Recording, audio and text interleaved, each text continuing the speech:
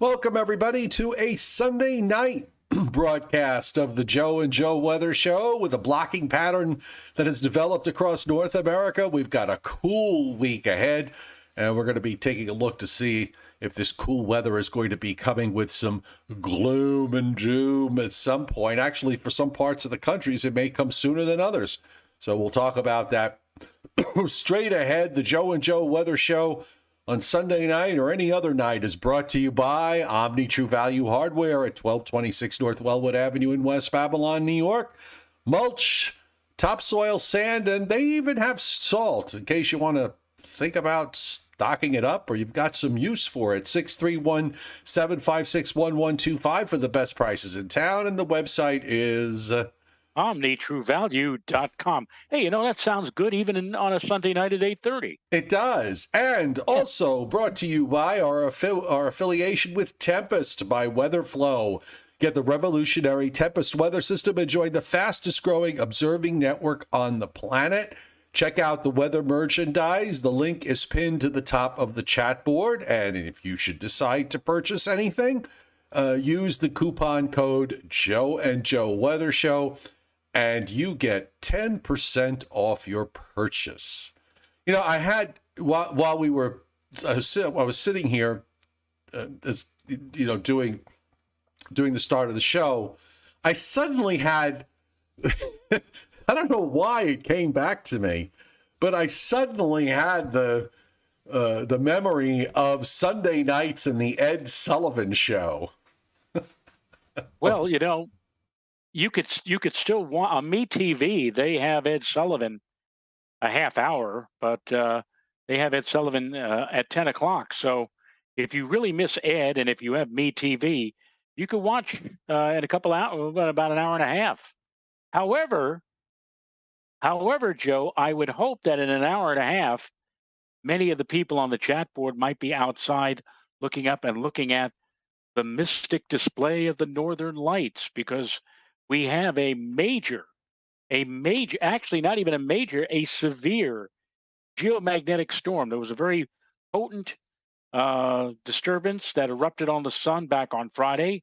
It took about 48 hours for the subatomic material flowing out of that disturbance to flow out, reach the Earth's magnetic poles, and ever since this afternoon, I've been seeing values that are literally off the wall. Now, of course, all of this takes place, A, during the daytime when you can't see an aurora, and B, up here where we've had all kinds of wild weather over the last 24 hours. We have had, Joe, report of a confirmed tornado last night in Sullivan County. Yeah, I saw the tornado warning when it went up.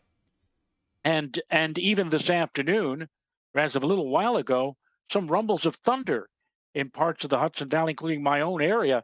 So unless these clouds and showers move out, which apparently they are moving quickly from southwest to northeast, it is hoped that we'll get into a clearing trend, at least in my area, and hopefully this geomagnetic storm will continue.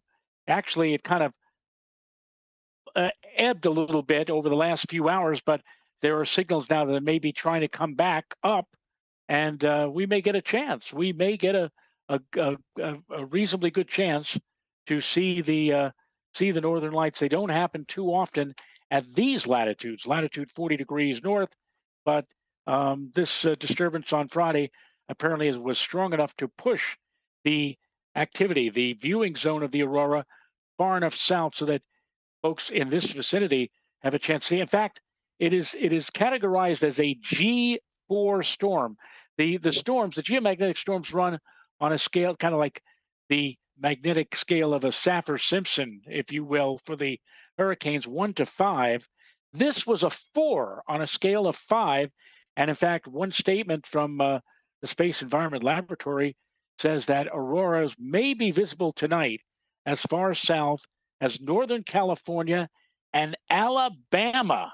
That does not happen too often, but tonight might be the night. So if you have a chance, step outside from time to time tonight, check out the skies, especially to the north, and you just might be treated to a display of the northern lights. Keith James II says, how long will it last? A few days? No, Keith. These usually don't last much more or much longer than 6 to 12 hours. So it commenced at about 2 o'clock this afternoon. So if we're lucky, it will continue or will re-energize soon, allowing us to see it tonight. It probably will not last much beyond later tonight or into the pre-dawn hours tomorrow morning. These solar storms don't usually last much more than a day or so. So tonight is our chance. And if we miss out tonight, my goodness, the sun has been so very active so far this year. The peak of solar activity, Joe, is due in 2025. And the last few solar cycles have been very low and very sluggish. This solar cycle has been anything but. So this may be a signal that we'll be seeing or getting more chances of seeing the aurora. But hopefully, again, tonight, many of you who are out right now after the show will have a chance to look up and catch a glimpse. A lot of people, Iceland, you know, the nation of Iceland relies heavily on people coming to Iceland to see the northern lights. A lot of people have it on their bucket list and they travel up to the polar regions to see this. But every once in a while, nature pushes that zone of visibility far enough south. And again, this might be one of those nights. So just have to wait and see. Well, if they can see it as far south as Alabama, and they should be able to see. Yeah, I'm in the northern part of Georgia, so of course, the only thing that's wrong with, well, I was going to say while you were talking about this, I was thinking about the fact that if this is all happening, it should be a guarantee that it would be overcast over you. Okay, but that may not be the case. On the other hand, there was a lot of cloud cover here, a lot of high cloud cover here this afternoon, and also this evening when I last checked. So I have a feeling that if it is visible, this probably would have been a nice night under a clear sky for me to run up to Brasstown Bald and take a look. I can actually take a drive out to the dam because the dam is about, I think the dam is about 2,500 feet up, and I have a wide opening area with a complete sky view of the northern sky. So that might, I could do that. But yeah, why not? But that would have to be after the show. By the way, there were a lot, as it turned out, from where we were on Thursday with regards to the severe weather outlook.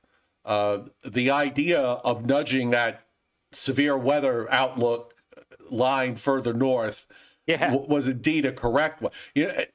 When we were showing, looking at the upper air, and you remember I was, looking at there was a little kink in there in the flow. There was a little short wave that was coming around in that broader upper flow, and that's really pretty much what set it off. A lot of those storms even held together in areas that had a south wind for most of the day and were dealing with a marine layer and temperatures in the 60s.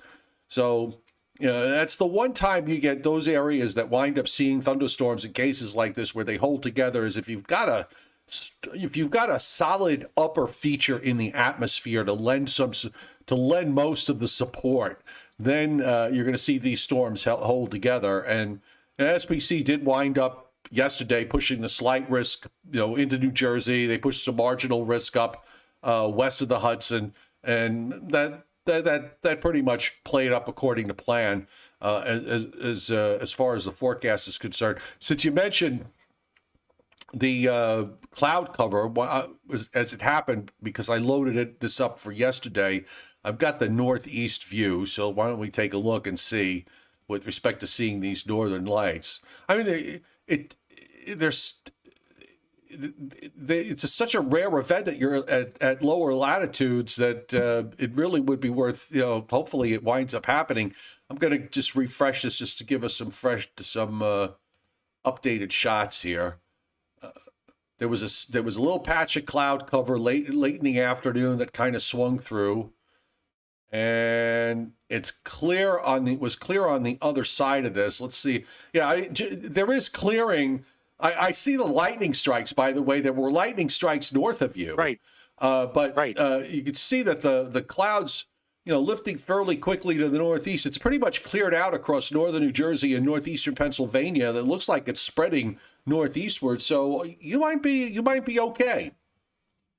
Well, hopefully that'll be the case. People have asked, how can you see this, and where can I? I mean, obviously, look to the north. That's where most likely would appear. And I've seen all different types of aurora. I've seen aurora that look like a green haze near the horizon, no big deal. And then all of a sudden, the activity just literally, it's like a bomb, like it blows up, and the whole sky can suddenly just light up within a matter of seconds.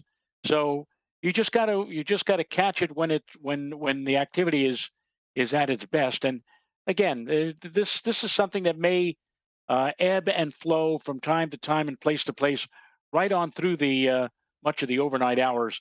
And there's an index called the K index, and for New Yorkers to have a shot of seeing this, the K has to be, and it's on a 0 to 9 scale.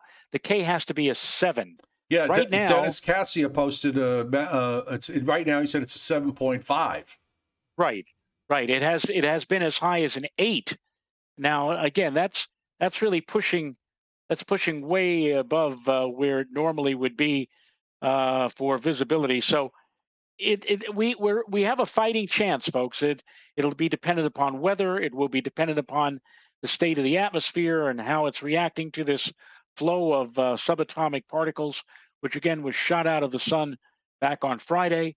And we shall see. The only thing you can do is just periodically check the sky tonight, and hopefully when you step out, something will be happening that will be worthy of maybe running to the phone and calling up your friends and neighbors and saying, "Go outside and take a look at this. This is amazing." Best aurora I have ever seen was in 1989. And in fact, Joe, I was on News 12 Long Island filling in for Norm Dvoskin, and I had made a reference to it on Sunday during the afternoon and then evening broadcasts. Didn't see much of anything. And then at like 1:30 in the morning, we got a phone call. Well, we were living in Levittown, Long Island, Renata and I. Got a phone call from somebody in Boonton, New Jersey, saying, "I think I see something. I think I see an aurora." And we looked out our bedroom window, which was facing to the north, and we still didn't see very much of anything. I called a friend of mine in North America, and as I was on the phone with him and we were talking, all of a sudden I heard his wife. He heard Renata, because they were, still looking out the window. "Oh my God, look at this!" And all of a sudden it was just like, ba-boom, the whole sky just lit up in green. And then we ran outside. The northern sky was green. Overhead and to the south was red, beet red, pulsating. It was the most amazing thing that I've ever seen in terms of northern lights. And again, didn't have to travel up to northern Alaska or to Canada or to Iceland. I saw the best aurora I've ever seen in my life from Levittown, Long Island. Hey. A few people are asking, Mr. Storm, can you see it in New York City? Daniel Fitzsimmons on Long Island. Get yourself to a spot where you've got open sky view. Okay, if you're, if you're on Long Island, if you're on the North Shore, get someplace where you've got open sky view of the northern sky. If you're in New York, and get away from the get away from the those lights. Get away from street lights. Yeah, they spoil the view. Yes. They'll spoil the view. Yeah, I got the wide U.S. satellite view. Actually, Joe, if you go up to northern New England, if you go up into upstate New York, there are a few holes in the cloud cover, but normally in places, because I have friends that are up north of Syracuse in northern New York where they see this stuff from time to time in and around Lake Ontario, and have often on occasion have put up some really fantastic pictures. This is one of those times that they actually are sitting in a lot of cloud cover there and around the northern Great Lakes. It's pretty solid with this upper low that's in eastern Canada. Meanwhile, down in the Gulf of Mexico, we've got a disturbance that moved off the Texas coast. And not that it's tropical or anything, but I'm just noting the very strong thunderstorm activity that's going on in the western Gulf. From this shortwave that has moved offshore. Meanwhile, there's clouds strewn across the south. we're getting into a very blocky pattern this week. So this is going to be one of those setups here where there's probably going to be a buildup of rain across the southern states in the coming days. And on the whole, it's going to be cooler than average temperature-wise pretty much all week long, and more than likely even through next weekend in the Northeast, the Great Lakes, down through the middle and even the South Atlantic states. I have to worry about the wedge into the mountains that's going to bring gloom and doom to me later this week. And we've got some energy that's coming in off the West Coast. On the radar at the moment, as we take a look, pretty busy in New England. Actually, quite a bit of rain in the Boston area, southeastern New England, western Maine, up through New Hampshire, Vermont, all of that moving northward. Also, you're seeing some moisture sitting and around the Great Lakes, again, rotating around this big upper low that's setting up in Canada. Dry in the southeast in Florida. We've got some showers in parts of Mississippi moving eastward, a little patch of rain there. You see these thunderstorms. Look at that hook in the Gulf of Mexico on the radar, Joe. I don't know if you could see it yet on the screen. That's pretty impressive. You would not, you look at that and you say to yourself, my goodness, what is that? Some kind of a tropical, well, you mentioned that. There's some kind of a tropical system. And just a spiral. Yeah, that's a pretty powerful shortwave that's moving through. There's nothing really, really tropical about it, but it is rather impressive. And we've got some moisture that's running around also in the Pacific Northwest. Storm Prediction Center, no organized severe thunderstorms forecast tonight, which is good. Now, this coming week, severe weather risks are going to shift southward. So we're going to be looking in areas across the Gulf Coast and eventually into the southeast that maybe there could wind up being some severe weather. There's a marginal risk along the eastern half of central and southern Florida tomorrow. You've got a couple of areas of general thunderstorm risk. Then as we move on to day 2, and this is for Tuesday into Wednesday, we have a slight risk in East Texas, a larger area of marginal risk. This is going to give a break to areas around in the Midwest and the middle and upper Mississippi Valley that have been dealing with severe weather issues. So now we're talking Texas and points east with whatever rolls along over time. And I'm sorry, that was day 3 that we just looked at. So here is, so this is now day 4, day 5, day 6, day 7, day 8. So day 4, which is Wednesday into Thursday, Thursday into Friday, both those days, predictability too low, which means that maybe there'll be some severe weather risk, but we don't have enough. If we don't have enough to confidence yet to put out any kind of potential risk zones. Potential too low on day 6, potential too low on day 7. So that takes us through. That's Friday into Saturday, Saturday into Sunday, and Sunday into Monday of next week. Potential is indicated to be too low. And here's the rainfall forecast for the next 7 days. How much rain did you get yesterday? I really wish that I had taken note of the amount of rain that had fallen yesterday. I mean, we did get showers, and yes, we did have thunderstorms in the late evening hours. And in fact, my weather station, when it comes down really hard, it says actually on the screen, it's raining cats and dogs. But what had surprised me was how much rain fell overnight after midnight. The last I looked, the rain gauge indicated 1.67, but that again does not include what had fallen before midnight last night. So I'm going to take a guess and say that we probably had a very healthy 2 inches or more of rainfall. I know a lot of places in and around the area picked up that amount total, and I got to tell you, it was really coming down hard. Especially Renata, I didn't hear it, but Renata said sometime around 3 or 4 in the morning this morning. It was really beating down very heavily. So we picked up probably one of the most significant rainfalls that we have had around here in quite some time. We're still a little bit at a deficit for the year so far, but we certainly made up for it a lot with what fell late yesterday, last night, and on into today. And again, even as of a short while ago, we still had some rain falling from localized showers and even a few rumbles of thunder to the north. Well, looking at the upper air here, I've just noticed that for the first time since, I don't know, probably back since last November, we actually have a ridge that is building up the west coast. I mean, look at that. Finally, it took us almost, this is Friday, April 28th is what I've gotten through so far. This is in the next 5 days.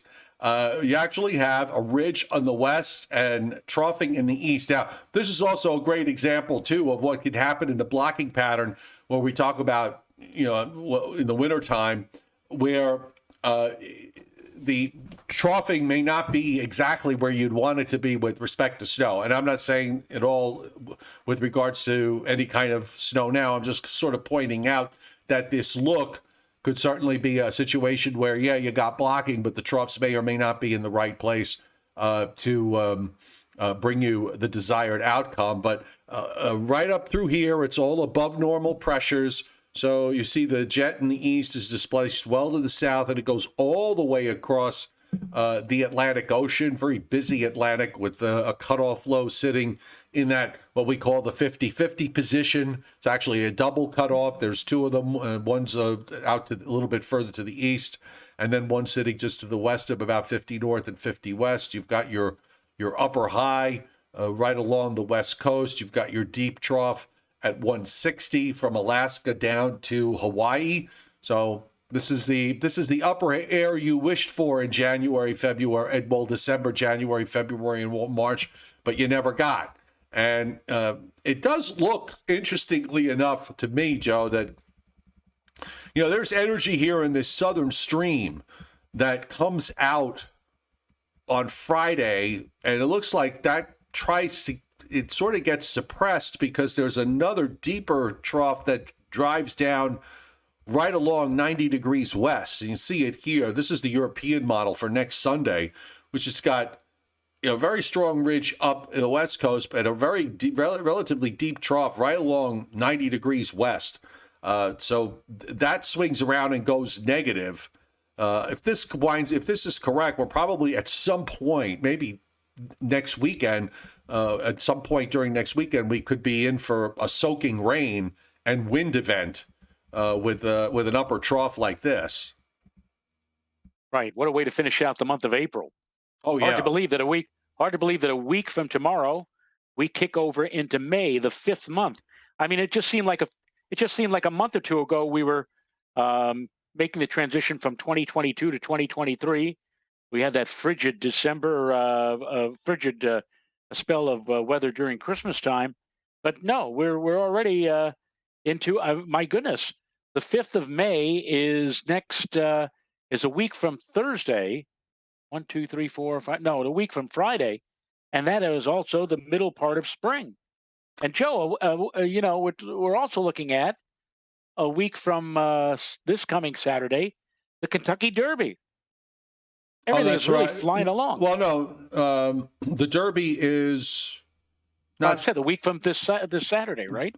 Well, this coming Saturday, yeah, it's 2 weeks. Right. It's the first Saturday in May is right. Well, next Saturday is April 29th, right. And then the following Saturday following that, yeah. Correct.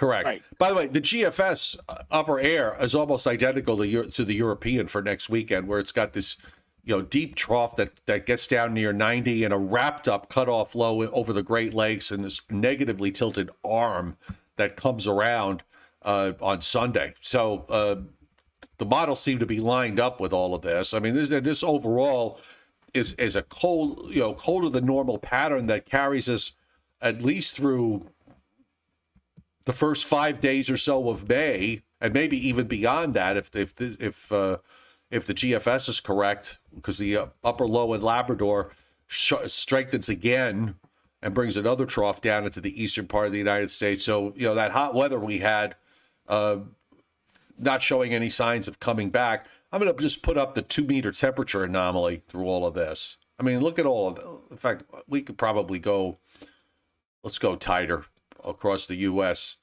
And in the West, where it's been below normal for so long, they're not going to know what this is with all the above normal temperatures and the big ridge it's building out in the western states. But I'm rolling it back to today. So here we go. I mean, this is for tomorrow, Tuesday, Wednesday.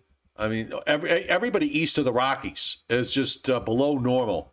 Right through Saturday, we go into Sunday, go into Monday of next week. It's just, it's below normal pretty much almost uninterrupted for at least 12 days. And you get briefly gets back to near normal, a little bit above for a day, and then it goes back below normal again toward the end of the forecast period. Yeah. It's what can I tell you, folks? This is the pattern you wanted. Of course, I know a lot of you wanted it in January or February, but here we have it now, and finally at the end of April and early May, when it just is not, it just a little bit too warm for the stuff that you want to see. Oh, dear me. Yeah, well, I know. Better luck next December, January, and February. But you know what? And I've said this before, I'll say it again. In years, at least in the New York metropolitan area, where there has been, now here's a $5 word for you, Joe, a paucity of snow. And let me tell you, we had the most paucity that we've ever had in terms of snowfall. You couldn't be more paucistic. Yes, exactly.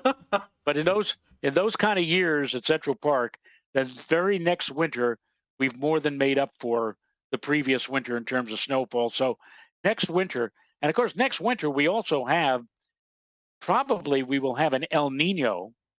And a lot of people say, well, Joe, El Nino, that's bad because it usually means mild weather and stormy.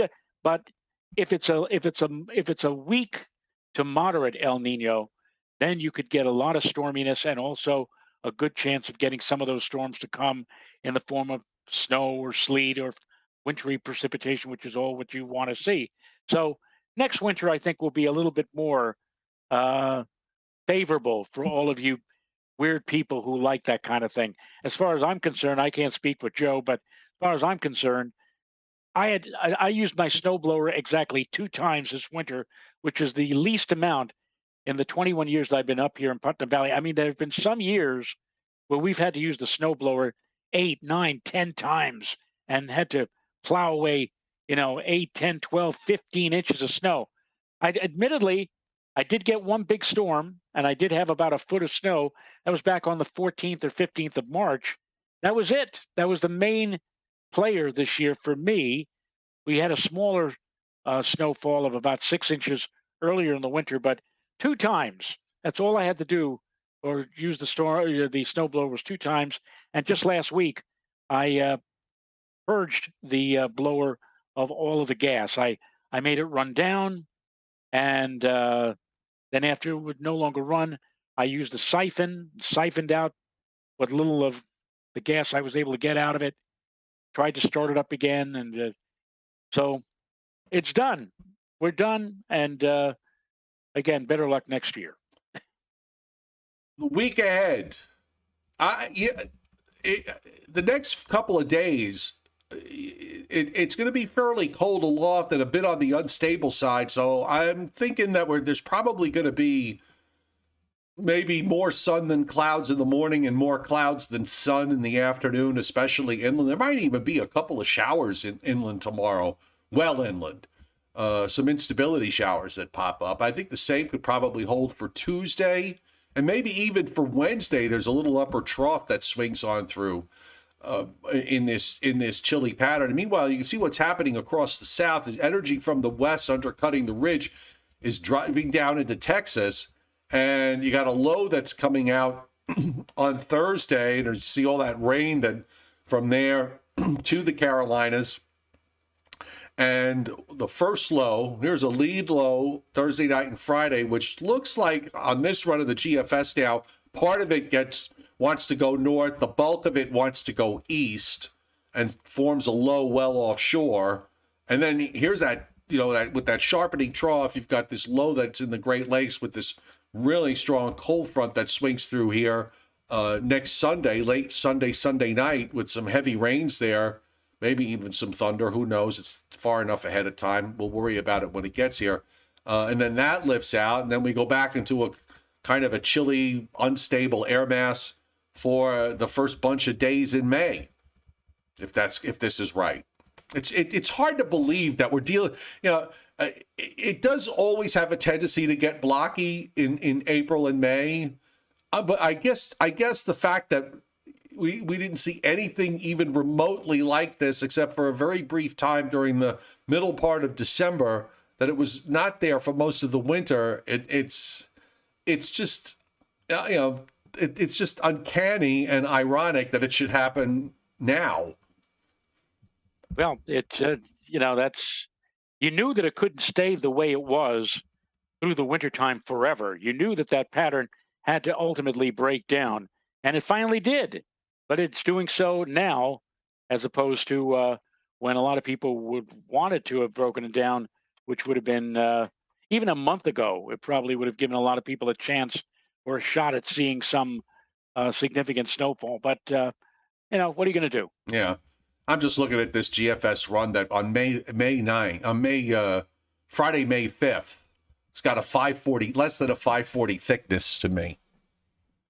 I planted some annuals outside yesterday and today. So this evening, I was down in Atlanta today, where so I stopped in at a Home Depot and picked up some plants, because, believe it or not, up here, the plants at the local nurseries and Home Depot and at Walmart are not cheap. They are expensive. It is what it is. Yeah, so I was able to get it. Went to a Home Depot in Roswell, and the price was probably about 40%, 30 to 40% lower. So I saved a little bit of money, which is a good thing. So, trying to think if there's anything else. There's no major storm systems to talk about. There's hardly any severe weather to talk about, other than what we've already mentioned.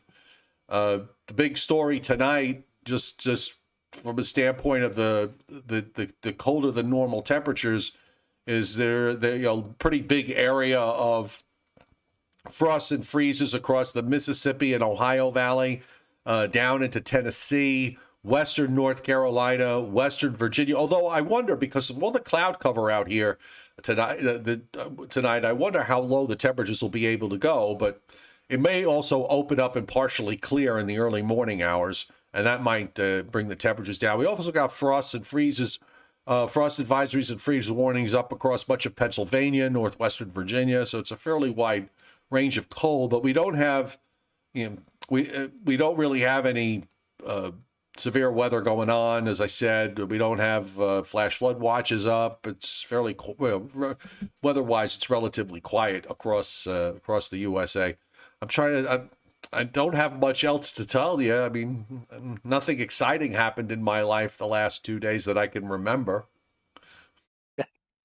Well, nothing really of interest happening up here. We went to a special ceremony to honor veterans. The one thing that really gets to me, and it even got to me last night, even though I saw this once when I was at West Point with my wife, where the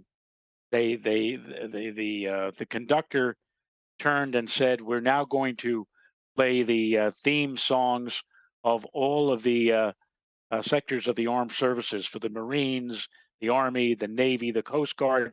He said, "And if any of you out there were a part of that during any of the wars of the past, 30, 40, 50 years, please stand when we play your song." And they did that last night. Although the guy who was doing the music was not at West Point, it was at the local German American club, and he was playing an accordion. But still, it was interesting. to see all these people stand up, and almost get teary eyed when you see these gentlemen. And by the way, I don't know if you heard, Joe, but the next to last person who was on the Arizona Pearl Harbor, 1941, he managed to get off the ship before the ship sank, and like 1,500 men passed away, died on that ship at Pearl Harbor. He managed to get off. He passed away the last day or so, 102 years old. Wow. And they asked him before he died. He said, when you pass away, and he wanted to be cremated, he said, do you want your ashes to be spread over the Arizona and in Hawaii? And he said, no. He said, I got off that ship once, and I don't want to end up back on it again. So I don't know where he eventually is going to end up, but it was very hard, very patriotic. Again, last night to be there and to watch all these people who live in my neighborhood, who served in the Army and the Navy and the Marines, getting big, rounds of applause. I mean, we really do owe a lot to these people, these men who are now, oh my goodness, they're in their 70s and 80s, and maybe even their 90s. That was a great time, a great dinner last night to Good. be Nice. there. And so that's how my weekend went. That was, at least so far, the highlight so far.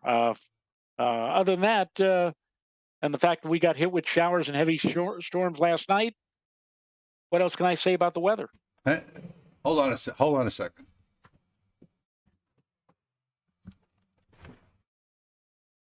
Now, normally my dog.